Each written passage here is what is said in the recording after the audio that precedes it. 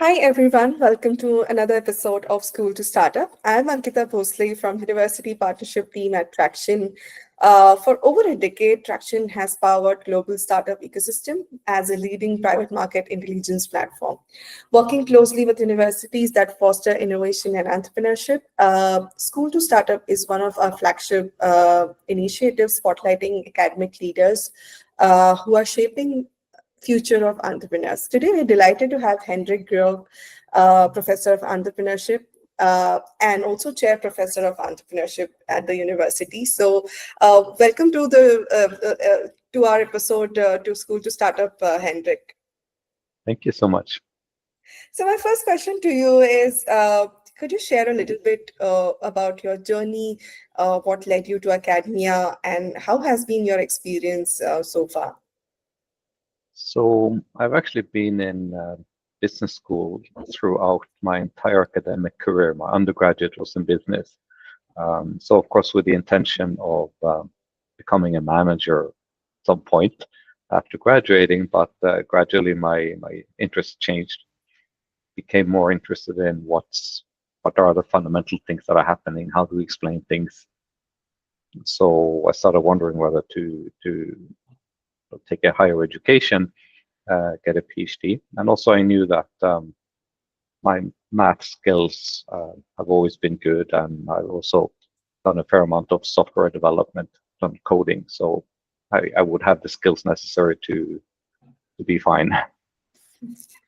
That's interesting. My maths has always been weak, but so I am definitely not someone who could be in academia for sure. But so, what are the most exciting projects or research initiatives you're currently working on? What kind of impact do you hope to bring with these initiatives? So there are quite a few initiatives I'm doing, but if you want to summarize the most important ones, that would be one around language, a group of projects, and another one around artificial intelligence. The one with language is actually something quite novel. We've spent a lot of time understanding what firms do, what entrepreneurs do. So we're quite good at understanding actions, but they also talk, and they use language to understand and to describe themselves. And there's got to be some link between talk and action that probably isn't as straightforward as we think. And so we're doing a fair amount of research on both how they describe themselves and what effects that has in the world, and also how they may use language to understand the world around them, to look for commercial opportunities. What are the spaces in the world where there's a product that can be launched that doesn't have too much competition, but at the same time it has a lot of demand? Language can help explain those things.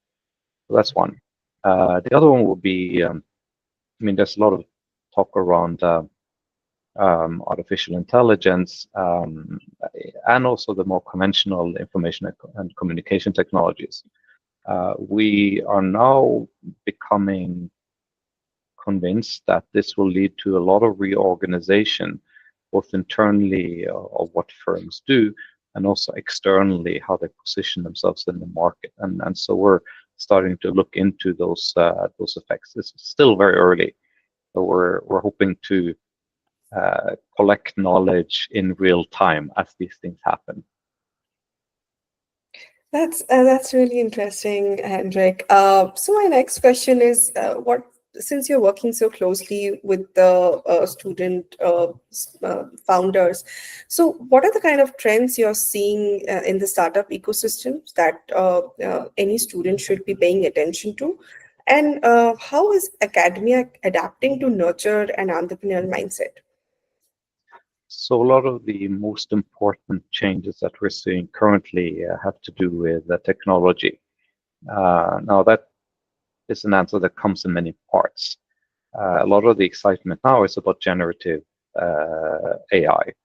And understandably so, because we see the products, right? We can interact with those on websites and so on.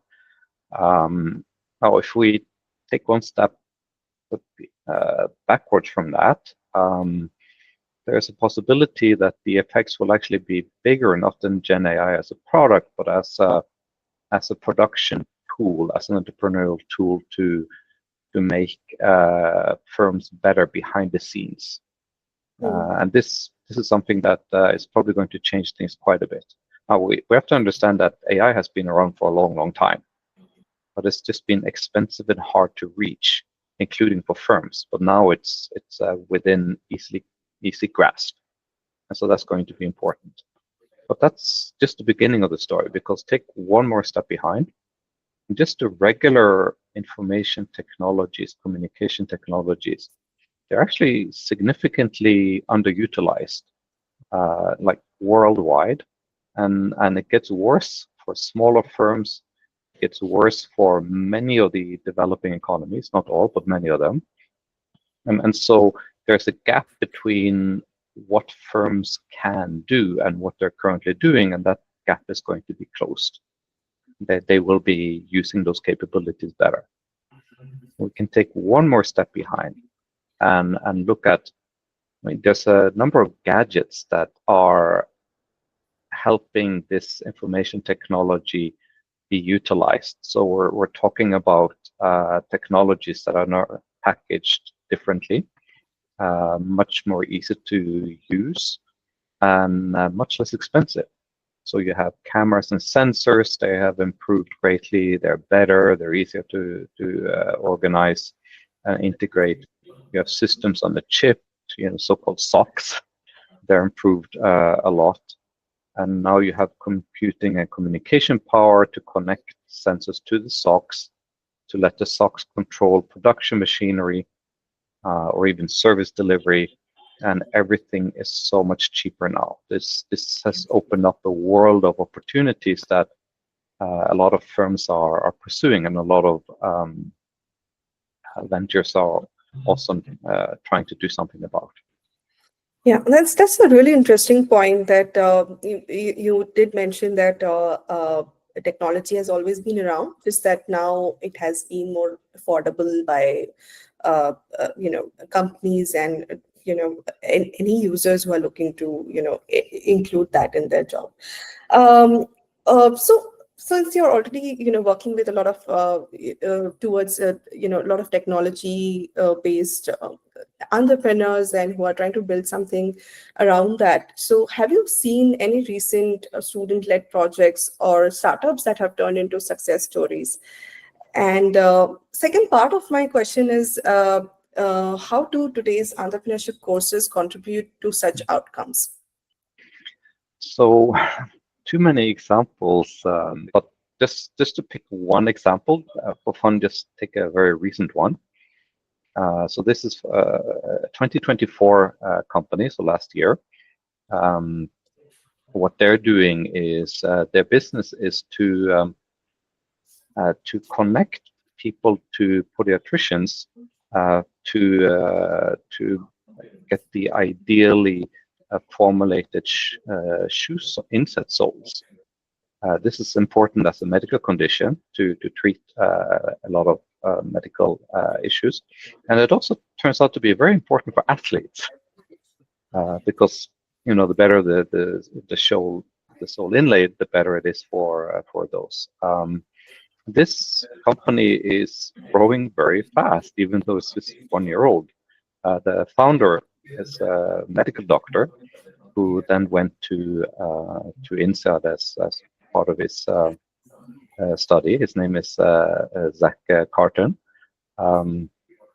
and he actually competed in the venture competition that we do at INSEAD twice. Once not doing well, and the other time winning it, because the process of studying here and of developing a venture around with the support of other students turns out to be very effective. And this is an information technology venture at its core, because it's about making electronic connections to somebody who can design something for you, which will then be manufactured by somebody else.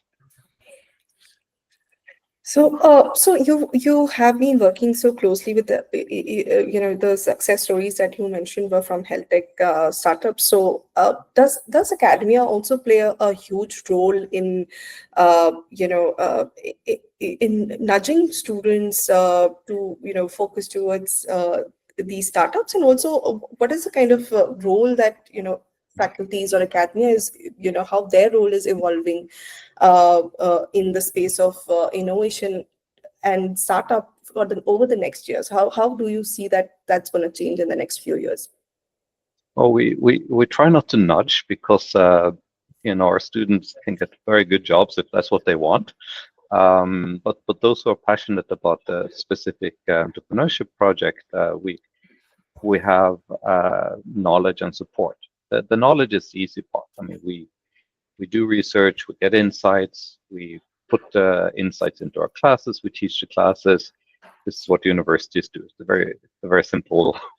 We've been at it for many years. The support is more interesting because a lot of it is by doing very little, but helping others to make connections.